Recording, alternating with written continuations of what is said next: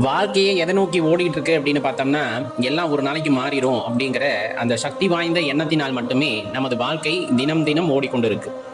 அந்த நம்பிக்கை எங்கிருந்து பிறக்குது அப்படின்னு பார்த்தோம்னா நம்ம வாழ்க்கையில நிகழக்கூடிய மாற்றங்கள், சில அற்புதங்கள் நமது வாழ்க்கையில நிகழ்ந்திருக்கும். நமது முயற்சிக்கு ஏற்ற பலன் சில நேரங்களில் கிடைச்சிருக்கும். சில நேரத்தில் அந்த பலன் கிடைக்காம போனாலும் தகுந்த நேரத்தில் அது நமக்கு கிடைச்சிருக்கும். இந்த மாதிரி பல விஷயங்களை கொண்டு தான் நம்ம வாழ்க்கையில ஒரு பிடிமானம் அப்படிங்கிறது ஏற்படுகிறது. அதன் காரணமாகவே எந்த ஒரு சூழ்நிலையா இருந்தாலும் சரி, நம்மளால சந்திக்கவே முடியல, அதுல இருந்து நம்ம மீண்டு வரவே முடியல அப்படிங்கிற மாதிரி ஒரு சூழ்நிலை ஏற்பட்டாலும் என்றாவது ஒரு நாள் இது மாறும் அப்படிங்கிற எண்ணத்தின் காரணமாகவே இந்த வாழ்க்கையானது ஓடிக்கொண்டிருக்கிறது. தெளிவா தெரிஞ்சுக்கணும், என்றாவது ஒரு நாள், எப்பவாவது ஒரு நாள் இதுவும் கடந்து போகும் அப்படிங்கிற அந்த ஒரு எண்ணம் உள்ள மனிதன் கண்டிப்பாக தனது முயற்சியை விடாமல் செய்து கொண்டே இருப்பார். அந்த முயற்சிக்கு ஏற்ற பலன் எப்பொழுது உங்களுக்கு கொடுத்தால் அதன் அருமை தெரியுமோ அப்போது அந்த பலனை நமக்கு இறைவன் கொடுப்பார் அப்படின்னா அதை மாற்றுக்கிறது இல்லை. சிவத்துக்கு நல்லா தெரியும் நமக்கு எதை எப்போ கொடுக்கணும் அப்படிங்கிற விஷயம்.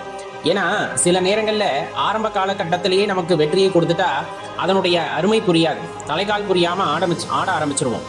ஒரு குறிப்பிட்ட பக்குவத்துக்கு அப்புறமா அந்த வெற்றி நமக்கு கிடைக்கும் போது தலைகீழாக ஆட மாட்டோம், கால் தரையில படுற மாதிரி நின்று அதுக்கப்புறமா தான் நம்ம பேச ஆரம்பிப்போம். அப்படிப்பட்ட வெற்றி தான் நிலையான வெற்றியா இருக்கும் அப்படிங்கிறதுக்கு இறைவனுக்கு தெரியும்.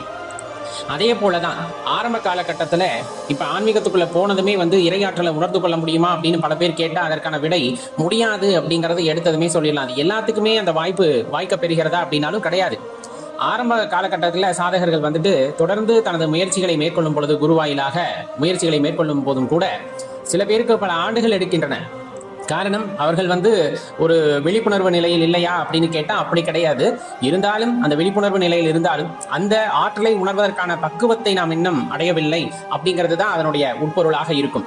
சிவத்தை உணர்ந்து கொண்டால், அவரை நம்முள் இருக்கிறார் என்பதை அறிந்து கொண்டால், நம்முள் இருப்பது போலவே அனைத்து உயிர்களிலும் இருக்கிறார் என்பதை அறிந்து கொண்டால், சர்வ வியாபியாக வியாபித்திருக்கிறார் என்பதை நாம் தெரிந்து கொண்டால் அந்த இறைவனின் அந்த அருட்கருணை அப்படிங்கிறது நமக்கு தெரிய வரும். அதனாலதான் சொல்றது, இதுவும் சில காலம் அப்படிங்கிற மாதிரி எந்த கடினமான சூழ்நிலை வந்தாலும் சில காலம் மட்டுமே அது நமது வாழ்க்கையிலே இருக்கும். அதன் பிறகு அந்த வாழ்க்கையானது மெதுமெதுவாக மாற ஆரம்பிக்கும். அந்த மெதுமெதுவாக ஆரம்பிக்கும் அப்படின்னா நம்ம அந்த அளவுக்கு பக்குவப்பட்டிருந்தோம்னா அந்த மாற்றம் வருவதை நம்மால் உணர முடியும்.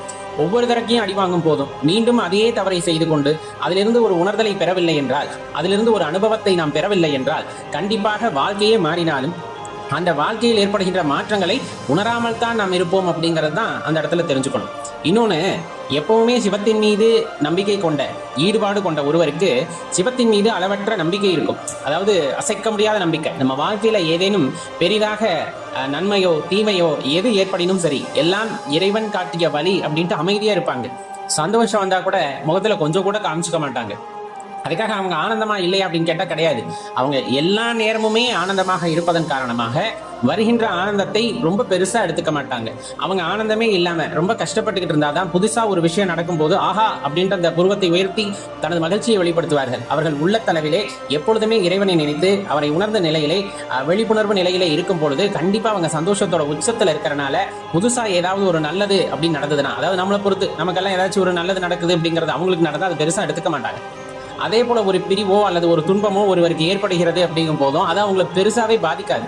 அதை பெரிய விஷயமாவே அவங்க எப்பவுமே எடுத்துக்கிறது இல்லை அப்படிங்கிறதான் நம்ம தெளிவா தெரிஞ்சுக்கணும்.